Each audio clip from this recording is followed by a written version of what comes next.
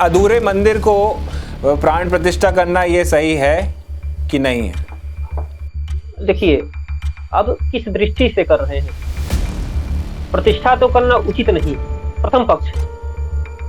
पहला पक्ष ये है कि मंदिर पूरा हो जाए तब प्रतिष्ठा करें। दूसरी बात, हो सकता है मन में ये आया हो कि चुनाव आ रहा है, हो सकता है हम हार जाएँ, हमारी सरकार ना बने, तो जो मंदिर अधूरा है, मंदिर उसी पर रुक जाए और भगवान मंदिर में ना आने पावें, इस दृष्टि से कर रहे हों। तो बिना मंदिर के जो है, मंदिर अधूरे में प्रतिष्ठा कर दिया जाए, बाद में बनाएँगे। लेकिन शास्त्रोक्त जो मंदिर में अगर प्रतिष्ठा कर दे रहे हैं, ठीक है भाई, आपके मन में ये शंका है कि हो सकता है जैसे हम लोग 500 वर्ष तक लटके रह गए, संघर्ष किए और 92 में मंदिर था, उसके बाद में हम 92 से लेकर के अब तक संघर्ष करते रहे मंदिर के लिए, ऐसा संघर्ष ना करना पड़े, इस दृष्टि से अगर आप कर रहे हैं, ठीक है, स्वागत है। इस दृष्टि से स्वागत है, लेकिन प्रथम पक्ष देखा जाए तो मंदिर के संपन्नता पर ही करनी चाहिए। नमस्कार, द वायर की इस खास बातचीत में आपका बहुत बहुत स्वागत है। आज हम बात कर रहे हैं अच्युत रामानुजाचार्य से, जो कि अयोध्या के एक युवा संत कथावाचक हैं। अयोध्या में ऐसे कई संत हैं जो शंकराचार्यों का जो अपमान हो रहा है, विभिन्न राजनीतिक पार्टियां, लेकिन ख़ास तौर से जो एनडीए, भाजपा और उसके और भी साथी घटक दल हैं, उनकी तरफ से जिस तरह के वक्तव्य आए हैं, जिस तरह की बातें कही जा रही हैं, उसको लेके अयोध्या में ऐसे और भी देश में और भी जगह कई संत हैं जो कि बहुत नाराज़ हैं। तो हम लोग अच्युत जी से इसी बारे में और भी तमाम चीज़ों, क्या है रामानुजी संप्रदाय, रामानंद संप्रदाय, इसके बारे में जो अलग अलग बातचीत हुई हैं, अलग अलग स्टेटमेंट्स आए हैं वीएचपी की तरफ से, और आज के अयोध्या के युवा पीढ़ी के संत वगैरह क्या सोचते हैं, यही सारी बातचीत हम करेंगे अच्युत रामानुजाचार्य से। अच्युत जी, आपका बहुत बहुत स्वागत है इस बातचीत में। जी, जय जय श्रीमन नारायण, जय श्री सीताराम। आचार्य जी, सबसे पहले आप हमें ये बताइए कि अभी अयोध्या में क्या माहौल है, लोगों के अंदर किस तरह का उत्साह है और किस तरह से लोग सोच रहे हैं, देख रहे हैं, बहुत कम दिन रह गए हैं उद्घाटन के लिए। देखिए, अयोध्या में जो माहौल है वो तो न्यूज़ चैनल के साथ दिखाई देता है। अयोध्या में इस समय जिधर देखो उधर सजावटें हो रही हैं, लोग उत्साहित हैं, खुशियाँ मना रहे हैं और बाहर से भी लोग आ रहे हैं और जहाँ देखो वहीं पर कीर्तन, कहीं कीर्तन हो रहे हैं, तो कहीं यज्ञ हो रहा है, कहीं कथा हो रही है। कुछ न कुछ मंदिरों में अनुष्ठान और उत्सव मनाए जा रहे हैं और भव्य-भव्य यज्ञ भी हो रहे हैं और बाहर से कई लोग आए, धर्माचार्य, कई कथावाचक कथाएँ भी कर रहे हैं और सामान्य व्यक्ति भी बड़े उत्साह के साथ, बड़े उमंग के साथ आए, नाचते-कूदते हुए आ रहे हैं, कई लोग पैदल भी आ रहे हैं अयोध्या में और अयोध्या बहुत बढ़िया से सज रही है और लोगों की प्रसन्नता की कमी तनी भी नहीं है। प्रसन्नता की कमी कहीं भी नहीं है। नहीं है कमी नहीं। और 22 तारीख को लेकर क्या आपके खुद के आश्रम या मंदिर या आपके जो साथ में आपका परिवार या लोग हैं, आप लोगों ने क्या कोई कुछ खास प्लान बनाए हैं या कुछ करेंगे 22 तारीख को? आप भी क्या जा रहे हैं उस समारोह में शामिल होने के लिए? देखिए, 22 तारीख को तो आश्रम में, वैसे हर आश्रम में दीप मालिकाएँ और पुष्पों से भी सजाए रहे हैं, दीपों से सजाए जा रहे हैं, रंगोली इत्यादि बन रहे हैं और भजन कीर्तन का उत्सव आज भी हो रहा है और तब भी होगा। और रही बात जाने की, तो निमंत्रण अयोध्या में बहुत कम लोगों को दिया गया है और ज़्यादातर निमंत्रणवाही लोगों को दिया गया है। अयोध्या में गिने-चुने लोगों को निमंत्रण दिया गया है और यहाँ के जो मूल निवासी हैं उसका सर्वे भी कराया गया है, कितने लोग हैं, कोई बाहरी ना आने पाए और ये भी है, निर्देश दिए हैं कि भाई आप लोग अपने मंदिर, मठ मंदिर से ही उसका लाइव टेलीकास्ट देखते हुए आनंद लीजिए। जी जी जी, ये ऐसा प्रशासन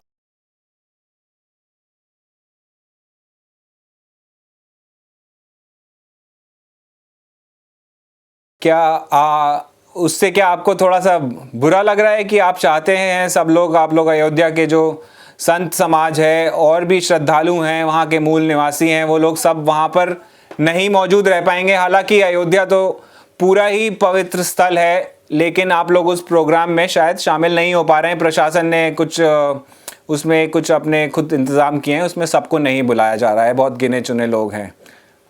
तो क्या इससे देखिए अयोध्या के ये तो बात कहीं ना कहीं हृदय में तो है ही कि यहाँ के जो मूल लोग हैं उन संतों को नहीं बुलाया गया है। और संतों को ना बुला करके अब देखा जाए तो बॉलीवुड वालों को निमंत्रण पत्र दिए हैं, बॉलीवुड वाले आ रहे हैं, जो फिल्मी दुनिया के अन्य अन्य लोग आ रहे हैं। हाँ, तो कहीं ना कहीं इस बात की तो ठेस है ही हृदय में कि नहीं बुलाए हैं। और ये तो सबके हृदय में ठेस है, लेकिन एक ये ही उत्साह है कि चलो भगवान मंदिर में पधार रहे हैं, तो इस ठेस को भी लोग अनदेखा कर दे रहे हैं, लेकिन ठेस तो है ही। जी जी, और आप लोग तो वहीं रहते हैं तो कभी भी जा सकते हैं, पहले या बाद में। कभी भी जा सकते हैं। जी। जी जी। महाराज जी, थोड़ा ये समझाइए हमारे ऑडियंस को, हमारे दर्शकों के लिए जिन्होंने पहले की अयोध्या कभी देखी नहीं थी। आप तो बचपन से ही वहीं के हैं, शायद अगर मुझे ठीक से ध्यान है तो आप पास के ही एक गांव से आते हैं। तो अभी की अयोध्या और पहले की अयोध्या में किस तरह से आप वर्णित करेंगे इसको, किस तरह से इसको बयां करेंगे? देखिए पहले की जो अयोध्या थी वो अंधेरी रात थी। पहले की अयोध्या अंधेरी रात थी। और आज की जो अयोध्या है ये सूर्य युक्त प्रकाश, हाँ, युक्त जो है दिवस है, ऐसा माना जाए। क्योंकि पहले हम लोग तो देख रहे हैं, बहुत काफी दिनों से देख रहे हैं अयोध्या की वो जो दशा थी। यहाँ सब भी टूटा फूटा, सड़कें भी टूटी फूटी, और समय समय पर गंदगियां, मेला इत्यादि होता था, चाहे सावन का हो चाहे रामनवमी का हो, ये जो मेलाएं होते थे कार्तिक में इत्यादि, तो इसमें तमाम गंदगियां हो जाती थी। लेकिन अब वो नहीं देखने को मिल रहा है। और हर जगह साफ सफाई स्वच्छता, और जो सकरे थे उनको भी चौड़ीकरण किया गया है, ताकि लोगों को अव्यवस्था ना हो और लोगों को कष्ट ना हो, ये सबको दृष्टि में रखते हुए। और ये तो है कि अयोध्या पहले से काफी ज्यादा बदल गई है, काफी ज्यादा रोचक हो गई है। और देखने को बार बार लोगों का जो जी है ललचाता है अयोध्या को देखने के लिए। तो आपने कहा कि बॉलीवुड के सितारों को बुलाया जा रहा है, बहुत ज़्यादा संतों को अयोध्या से नहीं बुलाया गया है। आप जानते होंगे कि अभी एक बहुत बड़ा विवाद भी खड़ा हो गया है, क्योंकि जो 4 शंकराचार्य हैं उनको भी शायद उनमें से कम 2 या 3 को तो आमंत्रण भी नहीं भेजा गया है, ऐसा बता रहे हैं। तो और उसके बाद बहुत बयानबाजी हुई है विहिप की तरफ से, वीएचपी की तरफ से, और भी जो भाजपा या उसके घटक दल के कुछ नेता हैं उन लोगों ने भी कुछ बयानबाजी करी है। इस सब के बारे में एक युवा संत, एक युवा कथावाचक होने के नाते आप क्या सोचते हैं? ज़रा हमको समझाइए कि एक तो थोड़ा ये समझाइए कि शंकराचार्य की का उनका महत्व क्या है, और आपको सबसे ज़्यादा बुरा क्या लग रहा है ये पूरे विवाद के बारे में? पहले विवाद से शुरू करिए, बाद में महत्व बताइए। देखिए विवाद जो है, शंकराचार्य को निमंत्रण नहीं दिया गया पहले। बाद में जब इसका विरोध हुआ, ऐसा हमें पता है, जब बाद में इसका विरोध हुआ, लोगों को निमंत्रण दिया गया, सबको आमंत्रित किया गया, तो मीडिया वाले और भक्त लोग भी शंकराचार्य महोदय से प्रश्न करने लगे, महाराज आप 22 जनवरी को जा रहे हैं कि नहीं जा रहे हैं? तो उन्होंने कहा कि हमारे पास ऐसा कोई निमंत्रण नहीं आया है। हाँ, उन्होंने पहले इनकार कर दिया, ये नहीं आया है। बाद में फैक्स के माध्यम से कोई कोई ना कोई लेकर के गया उनके पास निमंत्रण, और वो भी कहे कि आप अकेले आइए। तो अब शंकराचार्य जब चलते हैं तो उनके साथ में छत्र चंवर और सिंहासन के साथ में उनकी एक विधि है चलने की, उनके कहीं जाने की एक विधि है, वो प्रक्रिया है। उसे एक विधि के अंतर्गत ही वो चल सकते हैं, ऐसा शंकराचार्यों का है। तो शंकराचार्य का तो इसमें भाई पहले तो अनादर हुआ है, और शंकराचार्य का ही नहीं अनादर हुआ है। देखिए जो बोल रहे हैं तो ठीक है, शंकराचार्य की अनादर नहीं हुई है, इसमें अन्य जो गद्दी के जो है आचार्य जो है, अन्य गद्दी के आचार्यों का भी अनादर हुआ है। वो और कैसे? आप पूछे कि महत्व जो है शंकराचार्य, देखिए चाहे शंकराचार्य हो, चाहे रामानुजाचार्य हो, चाहे निम्बारकाचार्य हो, चाहे वल्लभाचार्य हो, ये इनका जो महत्व है, समझिए कि प्रधानमंत्री और राष्ट्रपति से भी अधिक महत्व है इनका, इनका जो महत्व है। आप तो थोड़ा थोड़ा अब आचार्य जी, मैं आपसे एक संक्षिप्त में ये जानना चाहूंगा हमारे खासकर युवा पीढ़ी के दर्शकों के लिए कि शंकराचार्यों ने या आदि शंकराचार्य ने वो क्या किया था जिसकी वजह से आज तक उनका इतना सम्मान होता आ रहा है। क्या किया था उन्होंने देखिए, 8वीं शताब्दी में, 7वीं शताब्दी में, ऐसा माना जाता आप बहुत अच्छा प्रश्न किए। आपको एक भक्तपाल में लिखा हुआ एक पंक्ति है कि भक्तमालकार कहते हैं नाभा गोस्वामी जी महाराज, आप भक्तमाल ग्रंथ का नाम सुने होंगे। है। मैं जानता हूँ जी, मैं जानता हूँ। जगत उदाहरण जतन कियो आचार्य शंकर सुभट। भगवान शंकराचार्य, हाँ, जो स्वयं शिव के ही अवतार, हाँ, स्वयं शंकर जो है, जो शिव के ही अवतार माने जाते थे। तो जो क्या थे, बोले महाराज सुभट थे, एक अच्छे योद्धा थे, सुंदर भट्ट, सुंदर योद्धा थे। किस विषय में? बोले जगत के उद्धार के लिए। क्या उद्धार किया? बोले बोध कुतर्की जैन, जो जैनी बुद्धि बोधिष्ठ जो थे, जो धर्म के जो निंदक थे, जो धर्म में दोष देखते थे, जो सनातन की निंदा करते थे, जो देवी देवता की अवहेलना करते थे, जो वैष्णव पर, शैवों पर जो अत्याचार करते थे, जो शिव के अनुयायी है, जो विष्णु के अनुयायी है, उन पर जो अत्याचार करते थे, ऐसे लोगों को उन्होंने दंडित किया। और उनके बुद्धिमंडन मिश्रा जैसे जो लोग थे, जो बोधिष्ठ थे, उस समय बुद्ध और जैन की बहुत प्रचार प्रसार था महाराज। तो ऐसे लोगों से शास्त्रार्थ करके जो लोगों को भ्रमित करते थे, जो शून्यवाद जिनका मत था, जो मूर्ति को नहीं मानते थे, जो सनातन को नहीं मानते थे, ऐसे लोगों से शास्त्रार्थ करके, उन्हें परास्त करके, और उन्हें है कि सतमार्ग, उन्हें सतमार्ग पर, सनातन के मार्ग पर लेकर के आए, परमात्मा के मार्ग पर लेकर के आए। ये शंकराचार्य का योगदान है। यही योगदान भगवान रामानुजाचार्य का। रामानुजाचार्य ने भी यही किया कि पूरे भारतवर्ष में भ्रमण करके और सनातन का प्रचार किए, वैष्णव धर्म का प्रचार किए। यही कार्य जी रामानंद का है। जितने हमारे आचार्य हुए हैं, और ये कोई जी सामान्य नहीं। जी जी। अभी आपने योगदान बताया, इसी से जुड़ा हुआ है वो प्रश्न। अभी कुछ ही दिन, 1-2 दिन पहले की बात है, महाराष्ट्र का एक पॉलिटिशियन है नारायण राणे, उन्होंने वक्तव्य दिया कि क्या योगदान है शंकराचार्यों का। उनका हम वक्तव्य सुने हैं। वो अगर कहेंगे क्या योगदान है, तो ये सनातन का दुर्भाग्य है। ऐसे लोग जब पूछ रहे हैं क्या योगदान है, इनका क्या योगदान है सनातन में या भारत में, इनका क्या योगदान है? अपने सत्ता लाने के लिए, अपनी रोटी सेकने के लिए कुछ भी कर सकते हैं महाराज। महाराज जी ये किसी भी अस्थि तक, किसी भी गिरे से गिरा भी कार्य कर सकते हैं। तो ऐसे लोग अगर कह रहे हैं, जो धर्म के निंदक हैं, तो इनके बात की कोई वैल्यू नहीं है जी।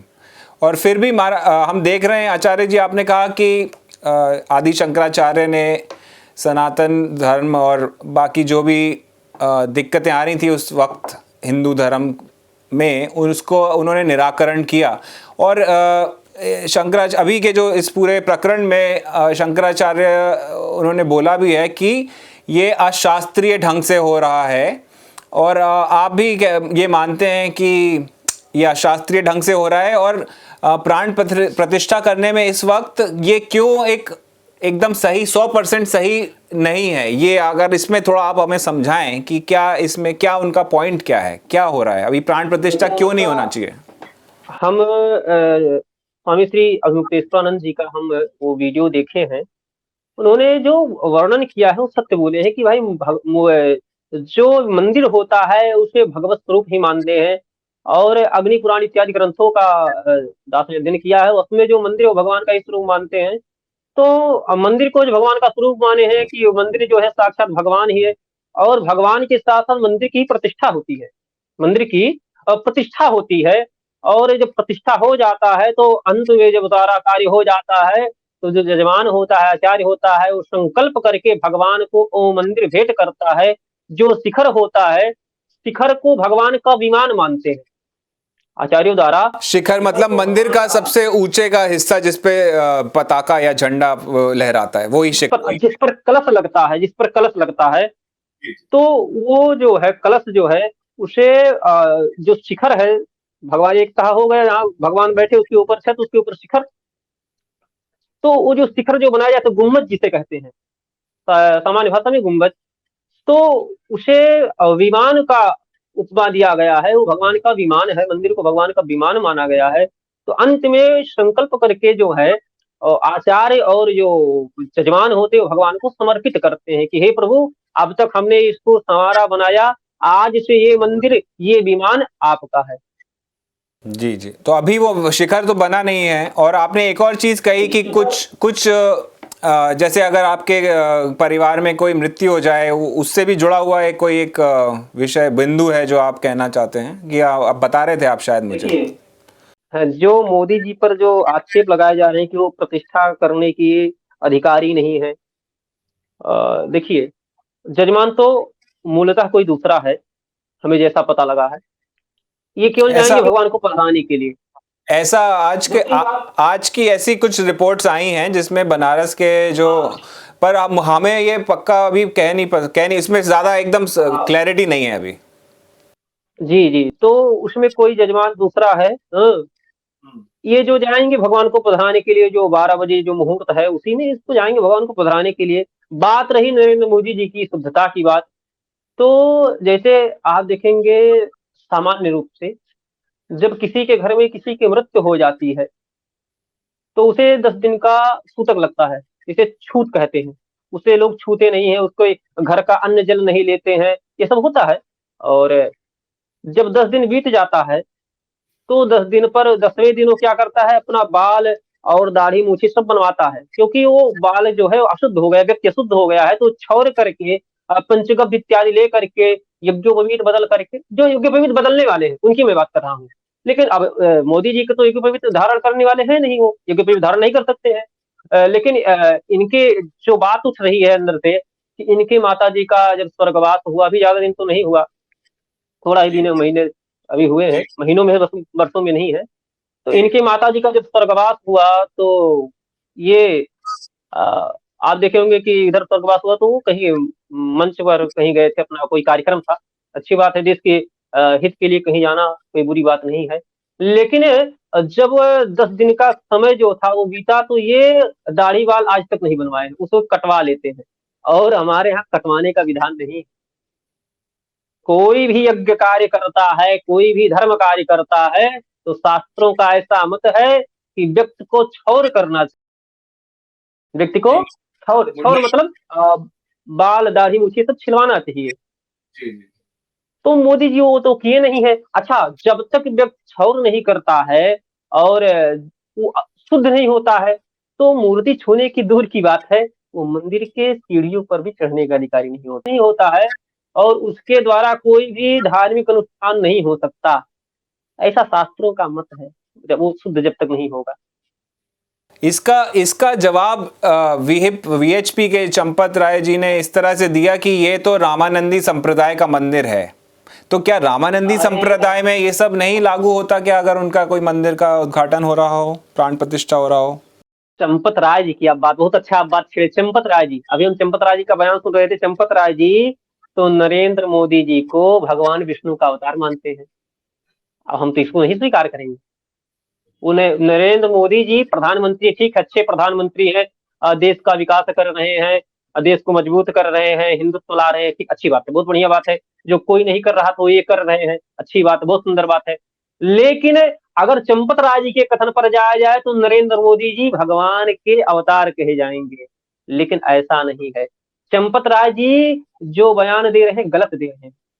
चंपत राय जी ने कहा रामानंदी संप्रदाय का मंदिर है, तो भैया आप वहां क्या कर रहे हो? जब रामलला के मंदिर के लिए आंदोलन हो रहा था तो उसमें तो ना तो ये देखा गया कौन रामानंदी है, कौन रामानुजी है, कौन सन्यासी है, कौन निम्बार्की है, ये तो नहीं देखा गया, उसमें संप्रदाय नहीं देखा गया। और आज जब मंदिर बनकर तैयार हो गया तो अपनी गलती नहीं सुधारते हैं।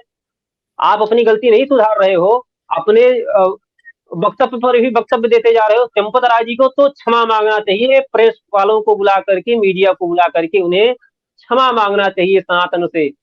जो कार्य एकदम मिट चुका था वो फिर से उभार रहे हैं। आप कहेंगे क्या? वो सन्यासियों को, जो शैवी सन्यासी हैं और जो वैष्णव है, ये दोनों को लड़ा रहे हैं, दोनों में मतभेद कर रहे हैं चंपत राय जी। चंपत राय जी रामानंदी का मंदिर कहा करके उन सभी सनातनियों का अपमान कर रहे हैं जो रामलला के लिए, राम मंदिर के लिए जो अपना रक्त बहाए। ऐसा क्यों कर रहे होंगे? पर वो तो खुद भी विश्व हिंदू परिषद से हैं, स्वयं संघ के हिस्सा हैं, वो ऐसा क्यों करेंगे? पर आचार्य जी, वो उनको क्या मिलेगा ये करने से? ऐसा वो इसलिए कर रहे हैं कि वो तानाशाह बनना चाह रहे हैं। जब गरज थी तो घर घर भटके, लोगों का सहयोग लिए, और जब आज बनकर तैयार हो गया तो सीधे सही बात, हम तो एक शब्द में कहना चाहते हैं कि वो राम मंदिर पर अपना आधिपत्य जमाना चाह रहे हैं। भाई राम मंदिर रामानंदियों का है, तो आप उसमें, आप तो रामानंदी नहीं है। उसमें गोविंद गिरी जी जो कोषाध्यक्ष हैं वो कहाँ से रामानंदी हैं? उसमें नृपेंद्र मिश्रा कहाँ से रामानंदी हैं? उसमें अन्य अन्य जो पदाधिकारी, उसमें कितने लोग रामानंदी हैं? रामानंदी तो केवल एक ही दिखते हैं, और वो भी उनको भी हटाने का आपका षड्यंत्र था। जब नया ट्रस्ट बनाया गया तो सबको पद दिया गया, लेकिन जो ट्रस्ट के जो अध्यक्ष होते हैं उनके पद के लिए जो पूर्व ट्रस्ट के अध्यक्ष जो थे महंत श्री नृत्य गोपाल दास जी महाराज, उनको तो नहीं दिया गया। जब संतों ने इसका विरोध किया तब आप उनको बुलाए, मोदी जी उनको बुलाकर समझाए। पर उन्होंने अपनी गलती तो सुधार ली, पर उस बारे में गलती तो सुधारे, लेकिन वो भी जब लोग उस पर नाराज हुए तब सुधारे ना। जिस मंदिर के लिए अखाड़ा ने और हिंदुओं ने, साधु संतों ने अपना रक्त बहाया, जिस मंदिर के लिए संघर्ष करते करते पुश्ते बीत गई, उस मंदिर से तो आपने उनको निकाल फेंका। आज उनकी कहीं चर्चा नहीं हो रही है। आज केवल मात्र चंपत राय लोग लेकर घूम रहे हैं। चंपत राय जी से अगर पूछा जाए कि आप बताइए आप किस संप्रदाय से हैं, आप यहाँ क्या कर रहे हैं, तो क्या जवाब देंगे? और हम उन्हीं से नहीं, जो भी ऐसी बातें कर रहे हैं, जो हिंदुओं को तोड़ने का षड्यंत्र कर रहे हैं, हम सब उन सबसे पूछना चाहते हैं कि भैया आप क्या कर रहे हो उसमें, उस ट्रस्ट में? महाराज जी, अयोध्या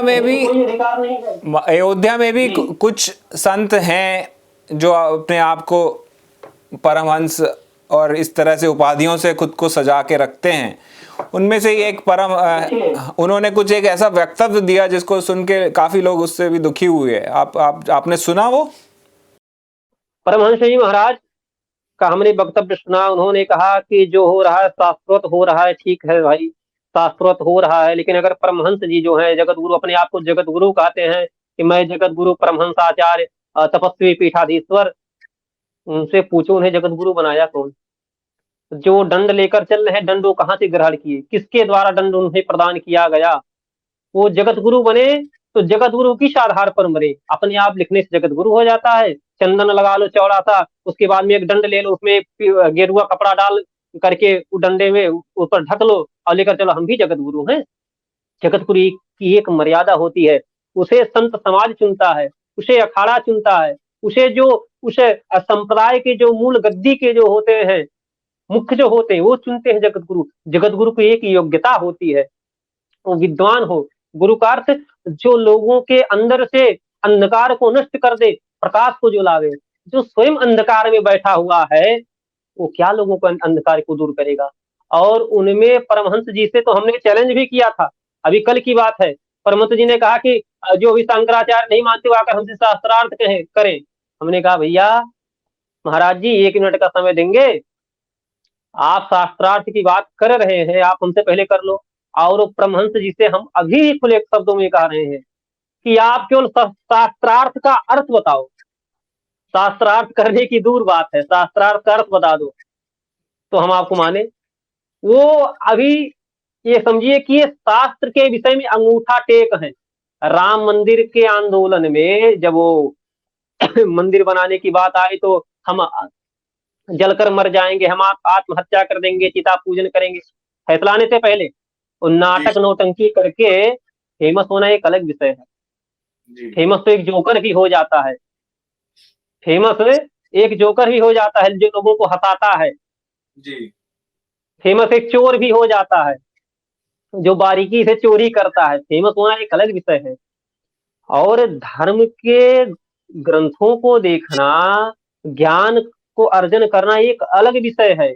जिस स्थान पर ये पीठाधीश्वर हैं वहां से ये निकाले जा चुके थे। यही राम मंदिर के अध्यक्ष के विषय में आपने सुना होगा अपने गुरुओं से कि किस तरह से संत समाज इकट्ठा था इस आंदोलन के, इस मांग के पीछे कि वहाँ पे बाबरी मस्जिद को हटा के राम मंदिर बनाया जाए। आज जब वो मांग पूरी हो रही है तो हम देख रहे हैं कि अलग अलग संप्रदायों के संत, अलग अलग परंपराओं के संत आपस में एक दूसरे से इस तरह से वो कर रहे हैं, जो बहुत दुखद है। आप एक युवा पीढ़ी से हैं, आपके आसपास के जो आपके हम उम्र के जो संत और साधु लोग हैं, उनके बारे में उनका क्या ख्याल है इस सब के बारे में, ये जो चल रहा है एक अच्छा हाँ बताइए। आप कह रहे हैं कि लोग एक दूसरे के प्रति जो है विखंडन का जो बात कर रहे हैं कि जो जुड़े थे वो फिर अलग होते जा रहे हैं। इस सब का श्रेय जाता है माननीय चंपत राय जी को। हम तो उन्हीं को दोषी मानते हैं और उन्हें इसलिए दोषी मानते हैं कि वो जो है वो सनातनियों को तोड़ने का कार्य कर रहे हैं। जो आज तक पहले जो था, जो विधर्मी करते आ रहे हैं, आज भी कर रहे हैं। जो सनातनियों के प्रति उल्टा सीधा बयान देते हैं, कभी मानस के प्रति, कभी राम जी के प्रति, कभी कृष्ण जी के प्रति, कभी भगवती राधा के प्रति, कभी भगवती जानकी के प्रति, कभी भगवान शिव के प्रति जो उल्टा सीधा बयान देते हैं, जो कार्य वो कर रहे हैं आज वही चंपत राय जी कर बैठे।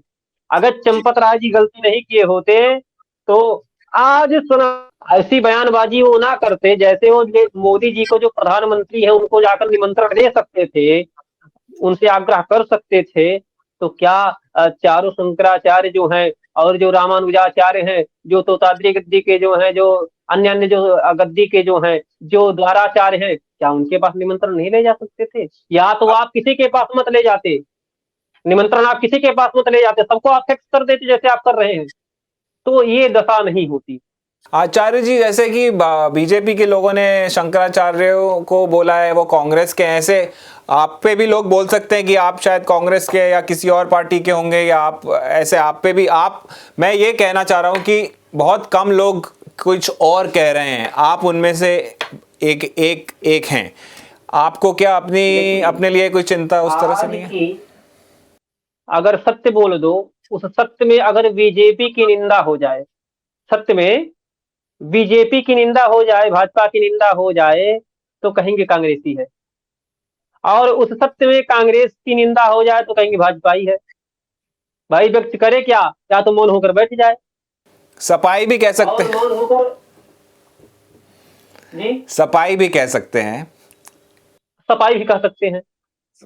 तो सत्य जो है, सत्य, अब सत्य में चाहे बीजेपी की निंदा हो, सत्य में चाहे कांग्रेस की निंदा हो, सत्य में चाहे सपा की निंदा हो, चाहे बसपा की निंदा, किसी की भी निंदा हो, सत्य बोलना चाहिए और अगले को सत्य स्वीकार भी करना चाहिए।